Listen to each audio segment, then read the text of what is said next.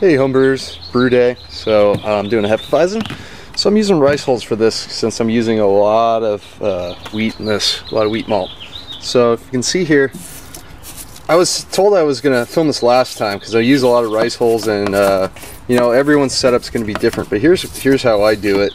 I put my rice hulls in, I get some water up to boiling, and kind of get these things nice and wet. I keep them separate from the grain, so I just get a nice bed of rice hulls, get them nice and soaked.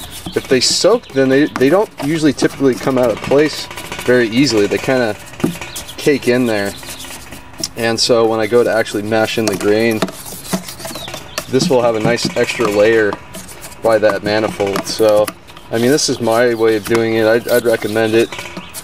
You know, I will add additional rice hulls to the actual grains as I mash in, so I'll be doing that as well. But this is kind of how I do it to get started when I'm using a lot of wheat or rye or anything like that.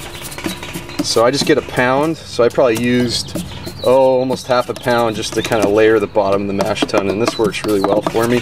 Haven't got stuck sparge yet. Hopefully I won't today, but we'll see how it goes. Okay, so I mashed in. I'm doing a protein rest at about 122 degrees right now. Let's give that a little. I overshot. I was trying to go a little lower, like 120 was ideal. So I figured I might as well just open this up and it'll cool down. But as you can see, I had to add some extra room temperature water since I went a little high. So I added probably another 2 quarts or so liquid. So it's not quite as thick, but it's still pretty thick stuff here.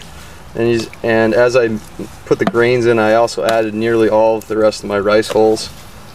And you can see there's no real clumping going on in this mash. I mean, everything's pretty nice. So let this go for a 20-minute protein rest here, and then add in the rest of my water to get up to about 153, 154 degrees for the actual saccharification rest. Whew, okay, I got the boil going. Collected about 7.5 gallons, no stuck sparge, that was good. Got an ounce of tetnang in there for bittering.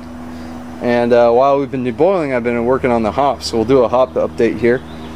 Let's cruise on over here to Mount Hood, which I need to get some wood for an extender for these guys because they're starting ready to climb.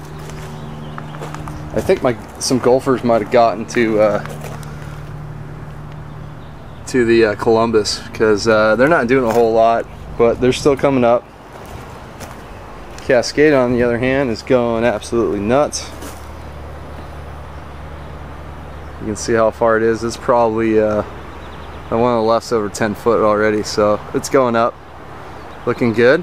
So just stringed up the side yards. We'll head over there. Okay, so we got Centennial, which isn't doing a whole lot, but I think it's just going to start getting going here. And then Chinook's starting to really take off, which it was, I think, last time I filmed. So getting the strings up today. And they're going to climb up there. And then we'll go to the other side yard.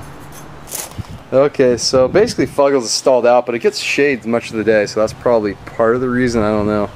This, man, it started so fast. I had hopes for it, but now I'm kind of back to where I was last year. And then my transplanted Mount Hood's doing really well, to the point where I had to put upstream today. Started, you know, climbing up there. So we'll see what kind of yield I get today. So I have that one go up to the fence and then all the way across my yard to the roof over there. So that's the hop update on this brew day, and that's gonna be it for the brewing. I don't need to show the rest of it, so just wanted to show you mainly how I use the rice hulls in my mash. That was kind of the point of this one. Hefeweizens, you know, not super complex. You know the drill. You know, I'm gonna add some finishing hops, which are atypical, but that's just kind of how I'm doing this one. So we'll see how it turns out. Till next time, cheers.